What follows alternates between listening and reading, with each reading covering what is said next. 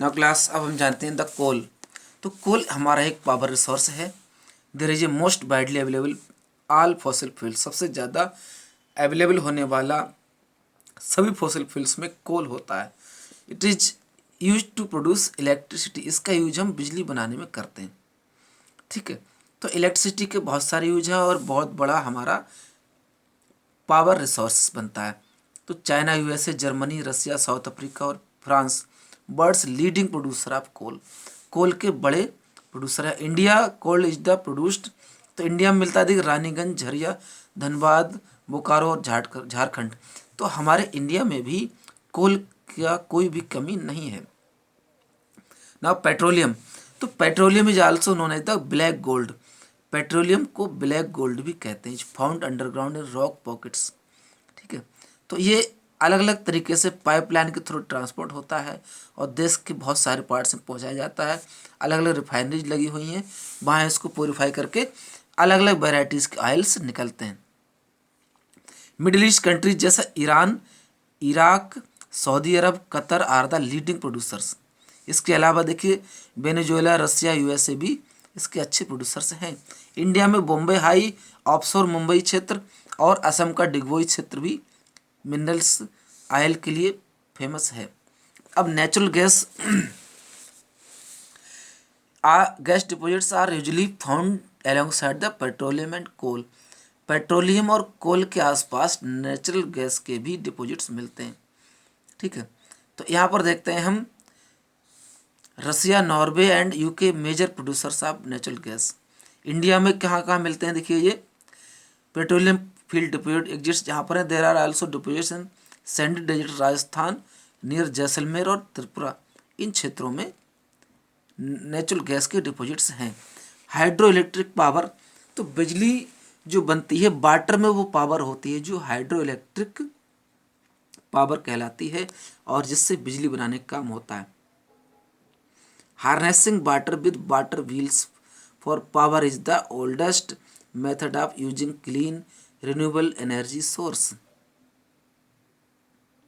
तो power wheels से पानी को टकरा करके बिजली को बनाने का काम एक बहुत बड़ा रिन्यूएबल एनर्जी सोर्स बना है।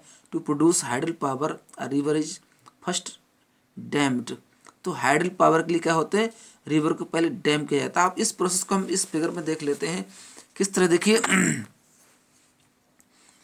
इनटेक, कंट्रोल गेट यहाँ पर दिया हुआ है and turbine, outflow, power house, transformer, generator.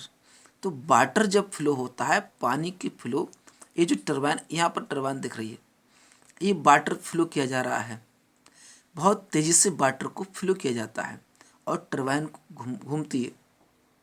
ये टरबाइन बहुत बड़ी होती है, आयरन व्हील होते हैं और इससे ट्रांसफार्मर इसमें लगा हुआ है और जनरेटर है।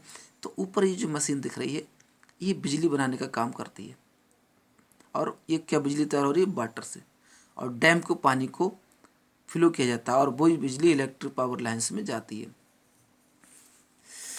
ठीक है, अब नेक्स्ट हमारा सोर्स है सोलर एनर्जी। तो सोलर एनर्जी का एक बहुत बड़ा फ्यूचर है पूरे देश का। ठीक है, सोलर एनर्जी एक पोटेंशियल सोर्स है जिसको हम इलेक्ट्रिक में चेंज करते हैं। The sun shines on the solar panels and, तो सोलर पैनल्स पर सूर्य की किरणें जब पड़ती हैं तो ये इलेक्ट्रिसिटी जनरेट करता है, इसे डीसी करंट कहते हैं, क्रिएटिंग डायरेक्ट करंट। ठीक है, सोलर पैनल प्लांट आपको ये दिख रहा है। ठीक है, the electricity is fed into what is called solar inverter. तो सोलर इन्वर्टर, ठीक, एक तरह से एसी करंट जनरेट होता है और पावर अप्लायंसेस हमारे घरों में चलते हैं। तो एक सोलर एनर्जी का एक अच्छा फ्यूचर देश में है, लेकिन आज गवर्नमेंट की मजबूरी है कि ये प्लांट लगाना बहुत महंगे हैं। फ्यूचर में इलेक्ट्रिक की डिमांड को पूरी करने के लिए सोलर प्लांट का सहारा अवश्य लिया जाएगा। ठीक है, नेक्स्ट है विंड एनर्जी। विंड एनर्जी में क्या होता है कि विंड मिल से हवा के झरोकों से फैन चला करके इलेक्ट्रिक जनरेट होती है।